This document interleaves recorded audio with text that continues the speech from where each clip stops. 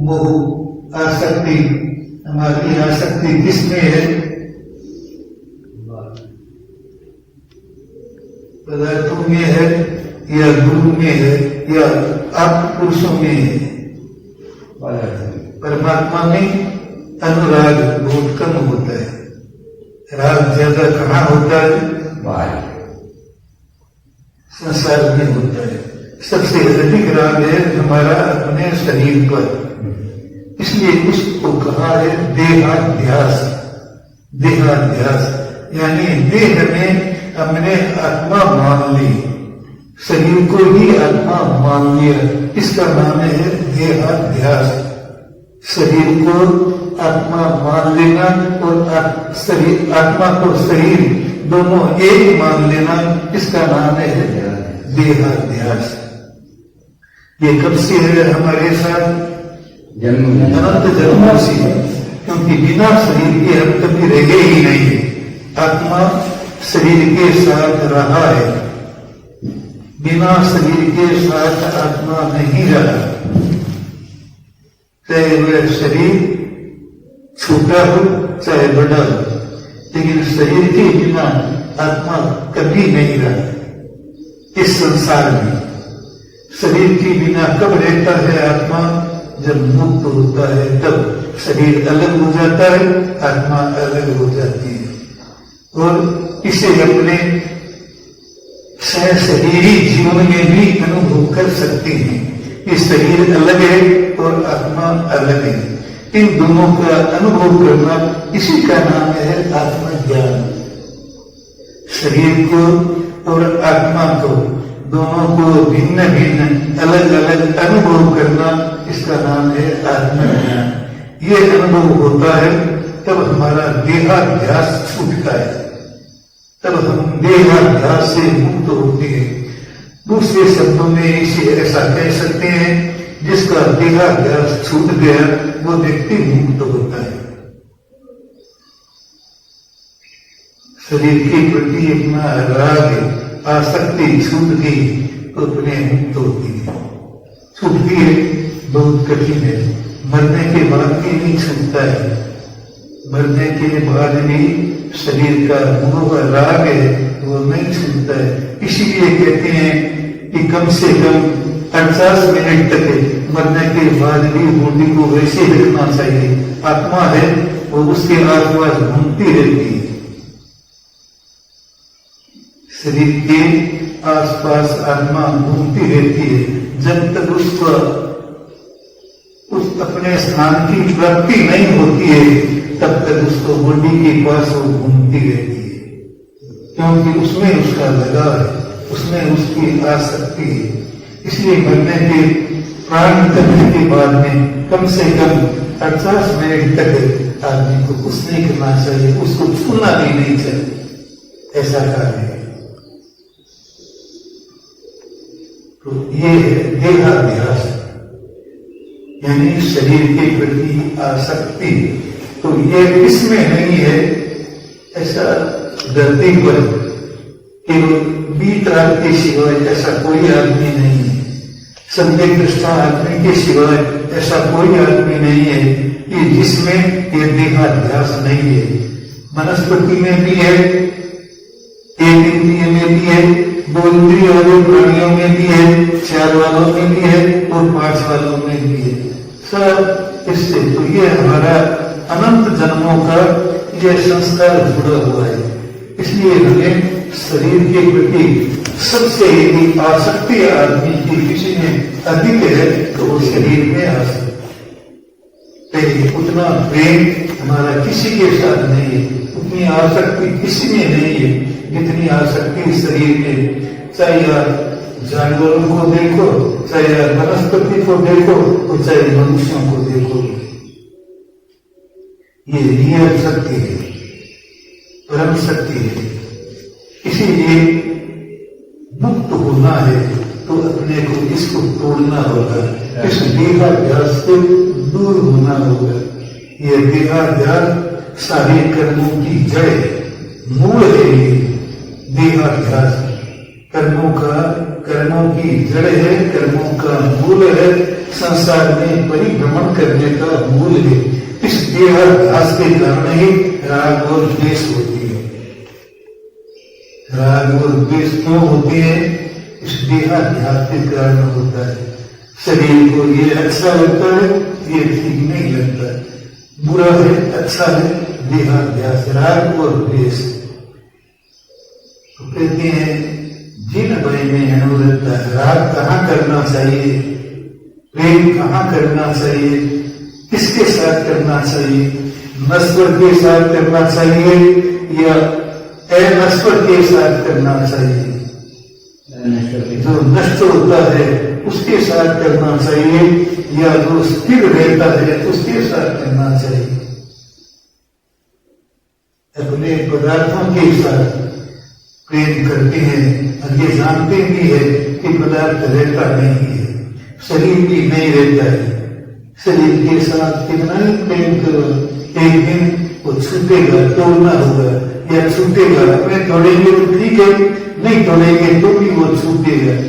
ये सारे संसार की जितनी दृश्य चीजें हैं जो अपनी नजर में आ रही है वो सब क्या है? नश्वर है, नश्वर है, नाशवान है, नष्ट होने वाली है। तो देखने में कौन नहीं आता है? चीजें सब देखने में आती है, इनको देखने वाला कौन है? आत्मा। इन सारे पदार्थों को, दृश्यों को देखने वाला कौन है? ये ध्यान देना है बस। वो नष्ट नहीं होता है, देखने वाला पहले भी था, आज भी है और वो आगे भी रहेगा। इसलिए कहते हैं यदि प्रेम करना हो, राग करना हो तो उसके साथ करो, आत्मा के साथ करो, दृष्टा के साथ में करो, पदार्थों के साथ में मत करो। जिन भयने अनुरक्ता, जिन भयनम गुरु भयनम करेंगे भागे। तो जो जिन वचन यानी अब पुरुषों की वाणी में, आपकी वाणी वो अच्छे अच्छे ग्रंथ है जो अनुभवी व्यक्तियों ने लिखी है, वो आप्त पुरुष है। गीता भी आप्तवाणी है, महाभारत भी आप्तवाणी है, और उन्होंने अनुभव किया है, उन सब संतों की अनुभव वाणी है, वो आप्तवाणी है। अनुभव वाणी को आप्तवाणी दे देते हैं। अनुभव बिना की वाणी आप्तवाणी नहीं है। जिसने अनुभव किया ही नहीं और वो कहे आत्मा है, परमात्मा है, कैसे माने? तो उसका अनुभव भी नहीं है। ये किसके आधार पर कह रहा है? शास्त्र के आधार पर कह रहा है, सुनी सुनाई बात के आधार पर कह रहा है। आत्मा अलग है, शरीर अलग है, लेकिन अनुभव नहीं किया, इसलिए वो आप्त नहीं है। आप्त वह है जिसने सत्य का साक्षात्कार किया है, सत्य का अनुभव किया है। इसलिए उन्होंने कहा है ब्रह्म सत्यम जगत मिथ्या। जगत को मिथ्या किसने कहा है? आप भी कहते हैं, हम भी कहते हैं, जगत मिथ्या है, आत्मा सत्य है, ब्रह्म सत्य है। लेकिन ये आपकी और हमारी वाणी नहीं है, ये किसकी वाणी है? अनुभवी व्यक्ति की वाणी है। इसने प्रत्यक्ष अनुभव किया है, देखा है कि शरीर भिन्न है और आत्मा भिन्न है। वह व्यक्ति, तो उसको कहते हैं आप। ये आपका शब्द दिखने में बहुत छोटा है, लेकिन अर्थ बड़ा गहरा है, बड़ा है। अर्थ इतना गहरा, उस अर्थ को समझना बड़ा कठिन काम है। तो आप यानी जिन्होंने प्रत्यक्ष सत्य का अनुभव किया, वो आपको होते हैं। इसलिए कहा है जिन बहने अनुरक्ता, उनकी वाणी में अनुराग होना चाहिए हमारे। दूसरे में जिन बहने अनुरक्ता गुरु बहनम। गुरु क्या है? गुरु वो भी अनुभवी व्यक्ति है। परमात्मा में और गुरु में कोई फर्क नहीं माना है। क्यों नहीं माना? परमात्मा ने साक्षात्कार किया है सत्य का, और गुरु ने भी साक्षात्कार किया, इसलिए वो अनुभवी है। हर व्यक्ति गुरु नहीं हो सकता। गुरु होने के लिए अनुभव ज्ञान चाहिए। प्रामाणिक ज्ञान चाहिए, जिसकी बात में कभी कोई मिथ्या असत्य हो ही नहीं, वह व्यक्ति गुरु होता है। गुरु बना तो परमात्मा को हमारे सामने है नहीं, हमारे सामने कौन है? गुरु है। गुरु हमारे सामने है, तो गुरु में कौन सी बुद्धि होनी चाहिए? परमात्मा बुद्धि होनी चाहिए, परमात्मा बुद्धि। गुरु में और परमात्मा में कोई फर्क नहीं है, लेकिन गुरु वैसा होना चाहिए, कैसा? आत्मज्ञानी होना चाहिए।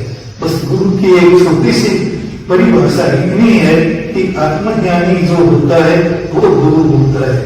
श्रीमद् रामचंद्र जी ने अपने आत्मसिद्धि शास्त्र में लिखा है, आत्मज्ञान ज्ञान मुनि गुण।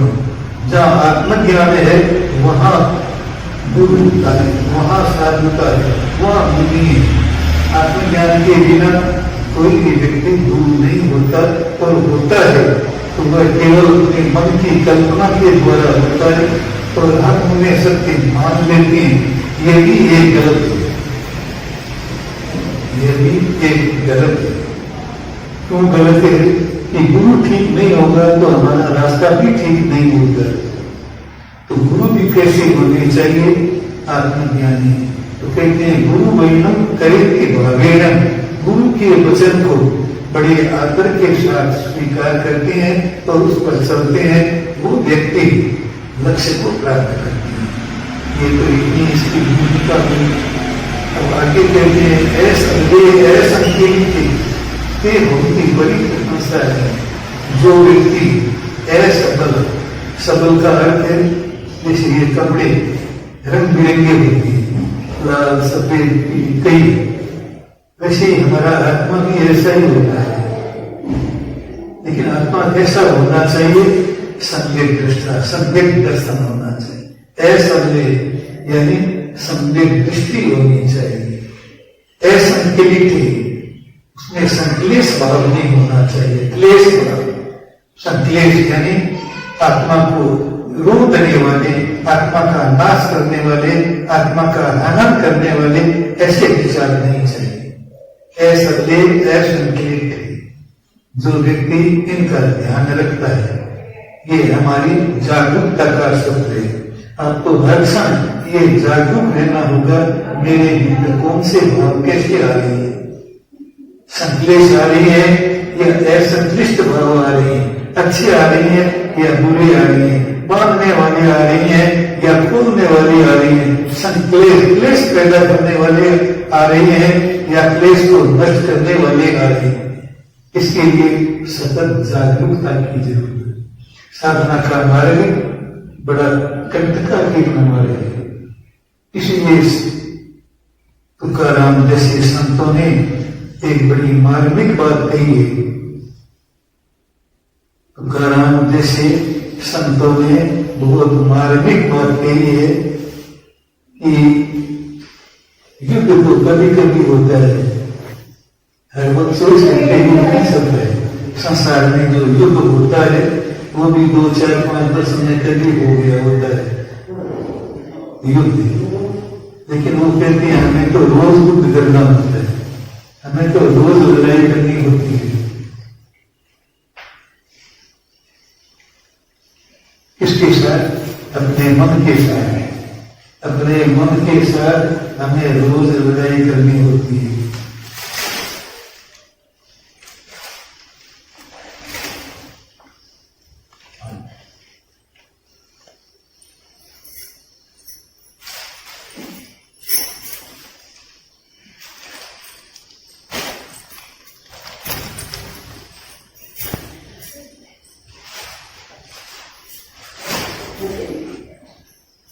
राजनीतिक लोगों को चुनाव लड़ना होता है। कितने वर्षों में? 5 वर्ष। बहुत संघर्ष करना होता है। कौन कह रही है? संत कह रही है।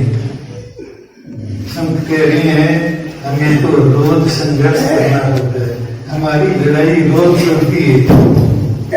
किसके साथ? मन के साथ। इस मन के साथ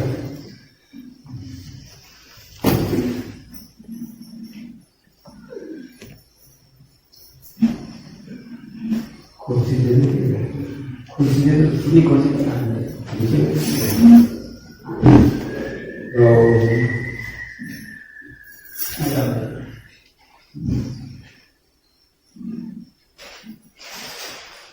क्या लड़ेंगे, क्या संघर्ष है मन के साथ, आपका क्या संघर्ष है जो आपको रोज करना होता है। किसको? आपको नहीं, उनको सबको ही करना होता है। जो साधक होते हैं उनको रोज लड़ाई करनी होती है।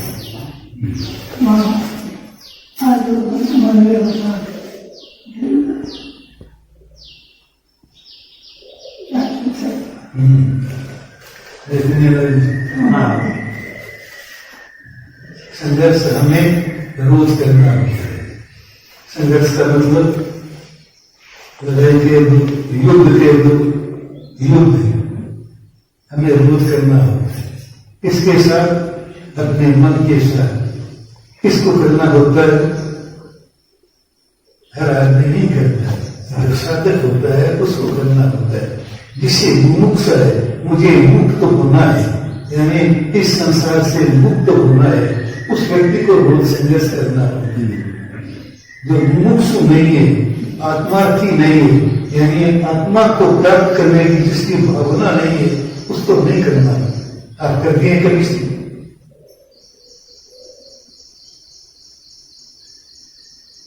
संघर्ष करते हैं, युद्ध करते हैं।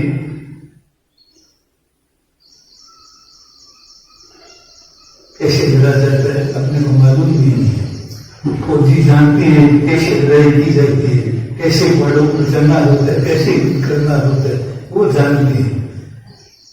साधक भी जानता है। क्यों जानता है साधक? कि उसने गुरु का इंगित है, गुरु का आदेश है कि तुम एक ही काम करो, अपने मन को देखते रहो और मन पर चौकीदार बन करके खड़े रहो कि इस अपनी सीमा में कोई दूसरा आदमी नहीं घुस जाए। दो भाव है, एक का नाम है स्वभाव, एक का नाम है विभाव। स्वभाव, स्वभाव का मतलब जो अपना अस्तित्व है, अपना भाव है, सदा रहता है स्वभाव। और विभाव जो आता है, केवल आपको 24 घंटे आता है ना, केवल 24 घंटे नहीं आता है। कभी आया चला गया, अहंकार आया चला गया, राग आया चला गया, मोह आया चला गया, द्वेष आया चला गया। ये स्वभाव नहीं है, ये क्या विभाव। जो आए वो चले जाए, वो विभाव है। स्वभाव है आपको सदा रहना। शांति ये आत्मा का स्वभाव है। शांति आत्मा का स्वभाव सदा रहती है। जैसे पानी का स्वभाव ठंडा है, वो 24 घंटा रहता है। अपने गर्म कर दे ये एक अलग बात है, लेकिन वो वापिस क्या ठंडा हो जाएगा। क्यों हो जाएगा? पानी का स्वभाव है ठंडा। तो वैसे ही अपनी चेतना का स्वभाव है क्षमा, चेतना का स्वभाव है शांति, चेतना का स्वभाव है स्वयं में रहना, चेतना का स्वभाव है अहंकार नहीं मृदुता, ये आत्मा का स्वभाव है। सरलता आत्मा का स्वभाव है।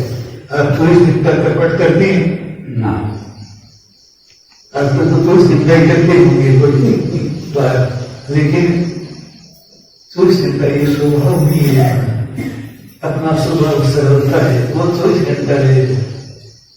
24 घंटा आपका स्वभाव आपके साथ में रहेगा। इसीलिए ये दो चीजें हैं, एक है स्वभाव और एक है विभाव। स्वयं भाव यानी आत्मा के भाव, आत्मा की अवस्था, और एक है आत्मा की अवस्था नहीं। विभाव यानी जो आत्मा का रूप नहीं है, आत्मा का भाव नहीं है, आत्मा का स्वभाव नहीं है। कभी आया चला गया, कभी आया चला गया। और स्वभाव है वो सदा रहेगा। ये दो सब ध्यान में रहने चाहिए। स्वभाव और जो सदा रहता है उसका नाम है स्वभाव। जो आया और गया उसका नाम स्वभाव नहीं, वो है विभाव। तो जीवन में विभाव और स्वभाव के साथ ये संग्राम करना होता है। किसको? आत्मार्थी व्यक्ति को, मुमुक्षु व्यक्ति को ये युद्ध करना होता है, संघर्ष करना होता है। बस संघर्ष करने में और कुछ नहीं है। आंखें बंद करके देखते रहो कि कब कौन सी हवा आई, कब कौन सी मन की तरंग आई, स्वभाव की आई या विभाव की आई। विभाव की आई तो उसको दूर कर दो, स्वभाव की आई तो उसमें रहो। ये साधना है। तो कितनी ही साधना है और कोई बहुत बड़ी साधना है।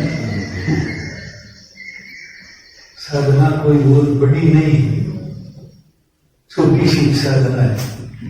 स्वभाव में रहो और विभाव से दूर रहो। पर की खस और सोने एक बात की बहुत छोटा किया है।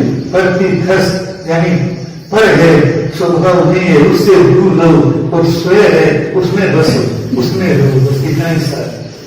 ये सारे आगमों का, सारे ग्रंथों का, चाहे वो बाइबिल है, चाहे ईसा मसीह की वाणी है, चाहे गीता है, चाहे महाभारत है, चाहे महावीर की वाणी है, चाहे बुद्ध की वाणी है, सब संतों की वाणी का सार इन दो शब्दों में स्वभाव में रहो और पर से दूर रहो। बस इतना सार सूत्र है।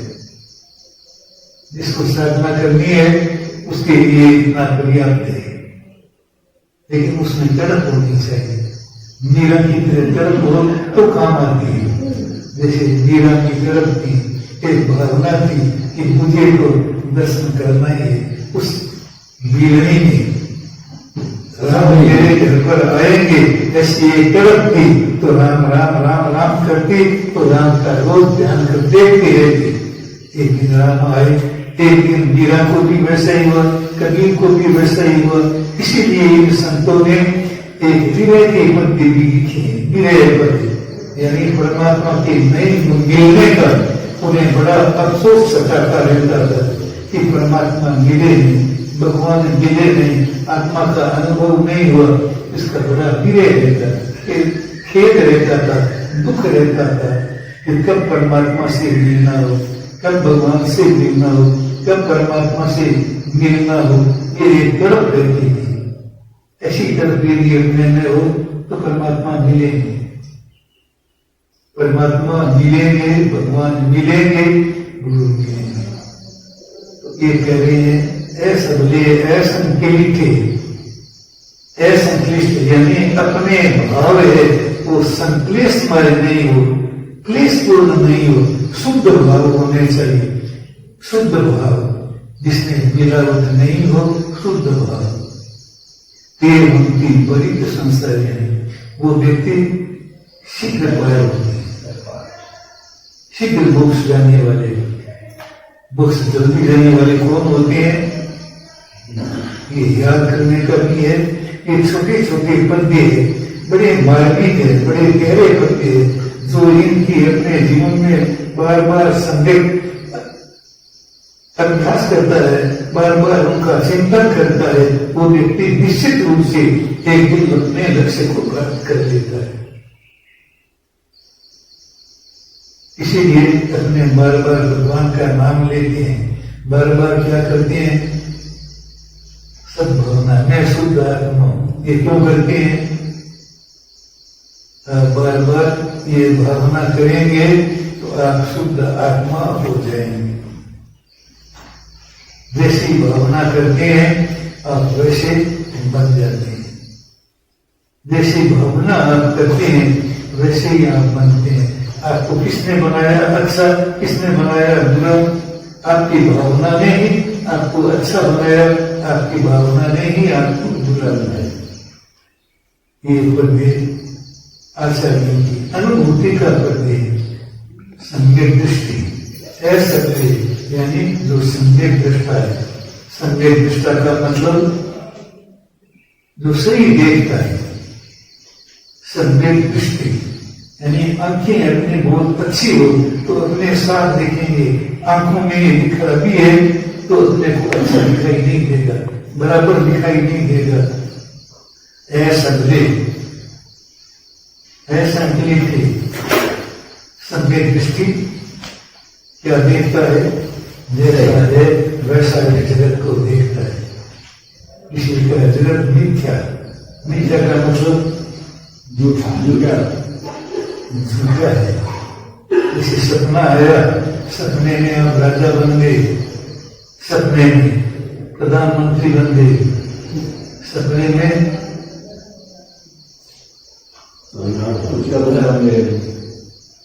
इंद्र बन गए, सपने में आप देवता बन गए। ये सपना है। सपना हकीकत आपका इंद्र भी नहीं रहेगा, देव भी नहीं रहेगा, सपना मेरा कुछ नहीं है। तो ये सारा खेल, ये जगत क्या है? इसलिए इसको कहा है स्वप्न की सृष्टि। ये जगत सपने की सृष्टि है, सपने का संसार है। सपने का संसार जैसे झूठा होता है, वैसे ये संसार भी झूठा है। आप कहते हैं ये मेरा है, पति मेरा है, पत्नी मेरी है, लड़का मेरा है, भाई मेरा है, ये मेरा है, ये सब मेरा है, घर मेरा है। ये सब क्या है? रियल है या मिथ्या है? ये दृष्टि आए तब आत्मज्ञान होता है। जब तक सत्य की दृष्टि नहीं आती तब तक आत्मज्ञान नहीं होता। इसीलिए सम्यक दर्शन सबसे महत्व है। तो इस जीवन में किसी चीज का सम्यक दर्शन का महत्व है, इससे बड़ा किसी का महत्व नहीं। यदि हमने यह प्राप्त कर लिया तो हमें शांति प्राप्त कर ली, हमें शांति मिल गई। क्योंकि आपको दुनिया में कोई अशांति करने वाला नहीं। कौन अशांत करता है? ये आपके भाव ही आपको अशांत करते हैं। आपके भाव ही आपको अशांत करते हैं। सम्यक दृष्टि आदमी को दुनिया में कोई भी आदमी दुखी नहीं कर सकता। चाहे वो नरक में भी है तो भी सुखी है, नरक में है तो भी सुखी है। तिलक महाशय ने कहा था, तिलक दोस्तों आजादी के लिए बहुत बड़े व्यक्ति हुए, उन्होंने कहा था कि मैं नरक में जाना मुझे पसंद है, मैं नरक को भी स्वर्ग बना लूंगा यदि मेरे पास गीता होनी चाहिए। क्या होना चाहिए? एक ऐसा ग्रंथ मेरे पास हो तो मैं नरक को भी स्वर्ग बना लूंगा। ज्ञान है, सम्यक दर्शन है, और नरक में भी है तो भी उसके लिए स्वर्ग है। और सम्यक दृष्टि नहीं है और वो स्वर्ग में है तो भी क्या है? नरक में। घर भी नरक है तो घर स्वर्ग भी है, पत्नी स्वर्ग भी है और पत्नी नरक भी। हम देखते हैं, अनुभव करते हैं, कुछ पत्नियां नरक का काम करती है, कुछ पत्नियां स्वर्ग का काम भी करती है। जो अपने पति को स्वर्ग का आनंद देती है, घर में सब तो स्वर्ग का आनंद देती है। और कुछ ऐसी होती है जो रोज कलह करती रहती है, रोज झगड़ा करती रहती है, तो उस घर को क्या बना देती है?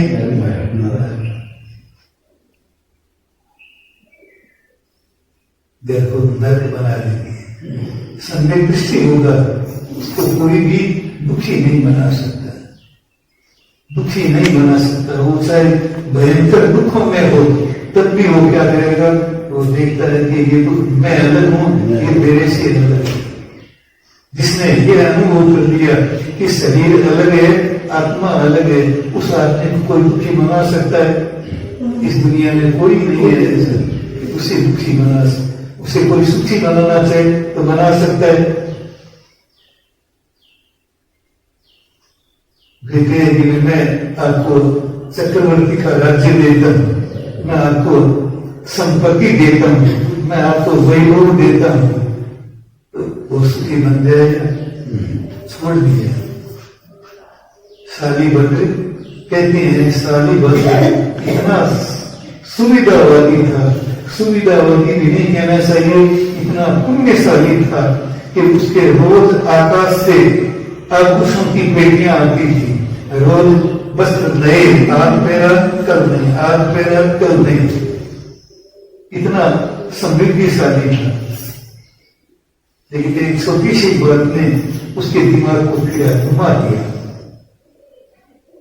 एक छोटी सी घटना ने उसके जीवन को बिल्कुल अलग बना दिया। सुखी था, स्वयं सम्राट था, मैं किसी देवता की किसी की जरूरत नहीं थी। एक दिन राजा राजगीर नगरी की घटना है। राजगीर नगरी जो आज बिहार में राजगीर है, वहां की घटना है। एक आदमी राजगीर नगर में कुछ मूल्यवान वस्तुएं बेचने के लिए आया, कंबलें बेचने के लिए आया। एक कंबल की कीमत कितनी थी? 1.25 लाख रुपए की कंबल थी। एक कंबल की इतनी कीमत थी। बेचने के लिए आया। घूमराज नगर में एक भी आदमी लेने वाला नहीं मिला। राजा की रानी ने राजा से कहा कि मुझे एक कंबल तो दे दो, एक कंबल ला दो। तो राजा ने कहा इतना मेरे पास पैसा भी नहीं है, आजकल तो है।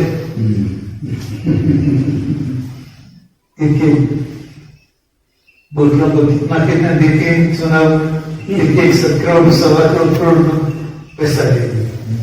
लेकिन राजा सैनिक ने कहा मेरे पास पैसा नहीं है, इसलिए मैं नहीं ला सकता। तो बोला राजा है, नहीं ला सकते। क्या इतना गरीब है ये देश? रानी राजा की सारीभद्र की मां ने ये सुना कि ये मेरे नगर की अवहेलना हो रही है, मेरे राज्य की। तो उसने कहा बुलाया उसको ऊपर, बोला कितनी कंपनी है? तो बोला मुझे 32 चाहिए, 32 चाहिए। तो यहाँ तो एक भी लेने वाला नहीं है और आप कह रही है 32, मेरे पास 16 है, तो मुझे नहीं चाहिए। फिर भी वो 16 कंबलें उसने ले ली, लेकर के उससे 2 टुकड़े कर दिए और अपनी पत्नियों को एक टुकड़ा दे दिया। 32 को एक टुकड़ा दे दिया।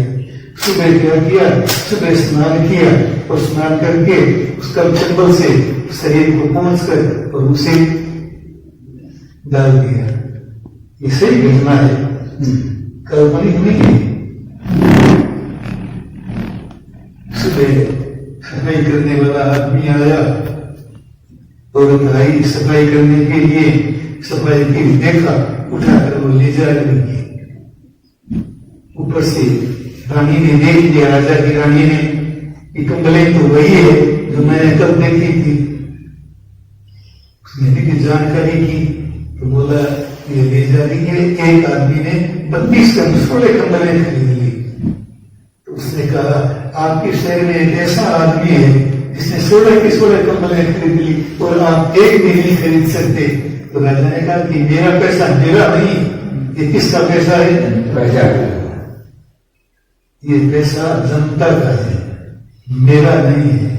मेरा होता तो मैं कर देता, लेकिन जनता का पैसा है, इसका उपयोग मेरे से नहीं हो सकता ऐसे।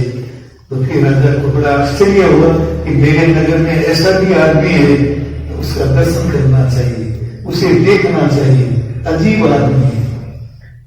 तो राजा ने उस घर का पता लगाया और देखने के लिए राजा ने ये कह दिया कि आज आपके घर पर राजा आएंगे और इसको देखने के लिए।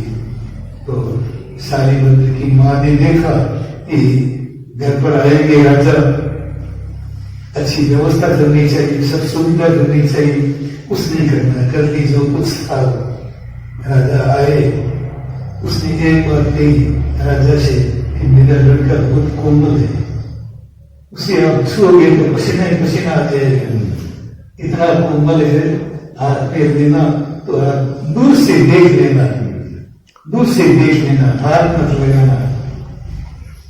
ठीक है, आया तो मां ने कहा कि बेटा नीचे आओ। बोला क्यों? कि राजा आए। तो बोला खरीदना है तो खरीद लो, लेना है तो आपको दे दो, मुझे कोई जरूरत नहीं है। फिर भी कहा नहीं, ये खरीदने की चीज नहीं है, ये अपने देश के सम्राट है, देश के राजा है और वो आपसे मिलना चाहते हैं, नीचे आओ। राजा सारीभद्र नीचे राजा से मिलने के लिए आया। राजा ने उसे गोद में बैठाया, पसीना ही पसीना हो गया। कहा महाराज इसको छोड़ दो। राजा ने छोड़ दिया, लेकिन सारीभद्र की वो बात चुप गई कि देखो मेरा भी कोई राजा है, मेरे पास इतनी संपत्ति है, इतनी सुख सुविधाएं हैं और ये कह रही है कि हमारा राजा आ रहा है, तो यानी मतलब मेरे पर कोई दूसरा आदमी शासन करने वाला है, ऐसी दुनिया में मुझे नहीं रहना है, ऐसे संसार में मुझे नहीं रहना है। तो क्या करना है? मुझे अपना शासक बनना है, मेरे पर किसी का शासन नहीं है। तो कहती है जब छोड़ दिया, संत बन गए, ऋषि बन गए, मुनि बन गए, और साधना में लीन। एक छोटी सी बात जिसने आदमी के जीवन को बदल दिया। ऐसी घटनाएं होती, वे घटनाएं व्यक्ति के पूरे जीवन को बदल देती है, पूरे विचारों को बदल देती है, भावनाओं को बदल देती है, और व्यक्ति परमात्मा बन जाता है। सारी बंधन भी ऐसी होगी, ऐसे एक नहीं कितने हुए हैं। गोपीचंद बर्तरिये, गोपीचंद कौन थे? एक बहुत बड़े अच्छे सम्राट थे, घर में रह रहे थे, लेकिन एक छोटा सा माँ का आंसू देखा, आंसू पड़ा, स्नान कर रहे थे ऊपर नीचे, और माँ ऊपर थी, उसकी आंख में से आंसू आ गया। उसको देख करके ऊपर देखा तो बोला, माँ आंसू क्यों है आंख में, कोई कमी है तो बोलो। बोला कोई कमी नहीं है, सब भरपूर है, लेकिन आंसू इसलिए आ गए, मैं तेरे शरीर को देख रहा हूं, ये तेरा शरीर तेरे पिता जैसा ही शरीर है, ऐसे ही तेरे पिता का शरीर था, लेकिन एक दिन क्या हो गया? एक दिन राख हो गया। मैं देख दूं तेरा शरीर भी एक दिन राख हो जाएगा, पिता भी बिना कुछ किए चले गए, और तू भी यदि कुछ नहीं करेगा ऐसे ही चला जाएगा। कहते हैं आधा स्नान किया होगा, पूरा स्नान भी नहीं किया, उसी गीले कपड़ों में उठकर वहां से चले गए, जंगल में चले गए। गोपीचंद का नाम अब व्यक्तियों में नाम आता है, क्यों आता है? अमर पति प्राप्ति के लिए वेद होकर निकले। तो ऐसे कभी कभी एक एक शब्द है वो हमारे भीतर छुप जाती है, और बाहर चले जाते हैं। जैसे बाण जाता है, धनुष बाण आर पार गया, वैसे ही शब्दों के तीर भी होते हैं, अच्छे भी होते हैं और बुरे भी होते हैं। आपको याद होंगे सब, अच्छे शब्द हैं वो भी याद है, और बुरे के अच्छे तो याद कम है, अच्छे याद कम है, लेकिन बुरे शब्द किसी ने कह दिए, वो आदमी आपको कितने वर्षों के बाद में खटकते होंगे, आदमी चला जाता है, लेकिन शब्दों का तीर जल्दी से नहीं खटकता है। ऐसे संत लोग होते हैं, उनकी वाणी में तो ये जो है संवेदृष्टि आत्मा, उस आदमी को कोई दुखी नहीं बना सकता, वो सदा सुखी है, सदा सुखी है, सदा सुखी है, कोई दुखी नहीं। क्यों नहीं होता? उसने देख लिया ये है और ये, इसलिए वो दुखी नहीं होता। इसका नाम है सम्यक दर्शन, यानी स्वभाव में रहना और विभाव से दूर रहना।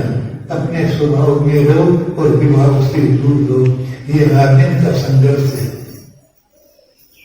अपने विभाव भी आते हैं, स्वभाव तो कम आता है, विभाव ज्यादा आती है, क्रोध ज्यादा आता है, अहंकार 24 घंटा रहता है, 24 घंटा का मतलब आता ही रहता है, आता रहता है, जाता है, क्रोध आता रहता है, जाता रहता है, माया कपट आती रहती है, जाती रहती है, लोभ आता है, जाता है, राग द्वेष आता है और चलता रहता है, ये सब विभाव, ये अपना स्वभाव नहीं है। किनके साथ संघर्ष करना होता है? अपने किसमें रहना है? स्वभाव में, किसमें रहना है? स्वभाव में, सरलता में रहना, शांति में रहना, क्षमा में रहना। कोई 1000 गालियां नहीं, संत रहे, एक नहीं कई संत रहे, मोहम्मद साहब रहे हैं, दूसरे भी कई कितने रहे हैं, जिन्होंने कितनी गालियां दी होगी, अपने स्वभाव को नहीं छोड़ा। तो भगवान यही बात कह रही है, आपके पुरुष ये कह रही है, ये शांति का तरीका है, ये आत्मा शुद्धि का मार्ग है, ये आत्मा का मार्ग है। आप इस मार्ग पर चलें, आपको शांति मिलेगी। विषय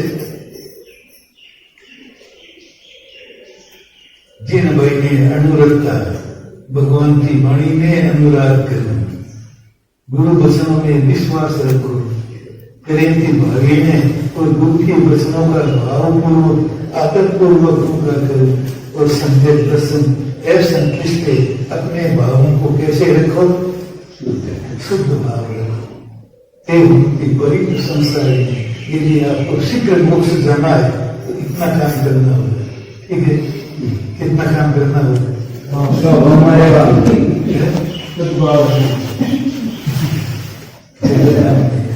बहुत छोटा काम है, बहुत छोटा काम, बहुत बड़ा काम नहीं है, बहुत छोटा काम है, लेकिन संघर्ष 24 घंटे का है। जागरूक 24 घंटा रहना होगा तो आप इसमें पार हो सकेंगे, नहीं तो नहीं। ऐसा पवित्र संसार है, ये संत कह रही है, ये आप पुरुष कह रही है। वो व्यक्ति शीघ्र मोक्ष जाने वाले होते हैं जो इन बातों का ध्यान रखते हैं। मुझे आशा है कि आप इस पर ध्यान देंगे और अपने आप को ऐसा संघर्ष करते हुए स्वभाव के रहने का प्रयास करेंगे, विभाग से दूर रहेंगे तो मोक्ष नजदीक है, शांति नजदीक है। नहीं तो शांति पहले भी हजारों कोस दूर थी, आज भी कितने दूर है? कितने दूर है? आज भी हजारों कोस दूर। बस इसी मंगल भावना के साथ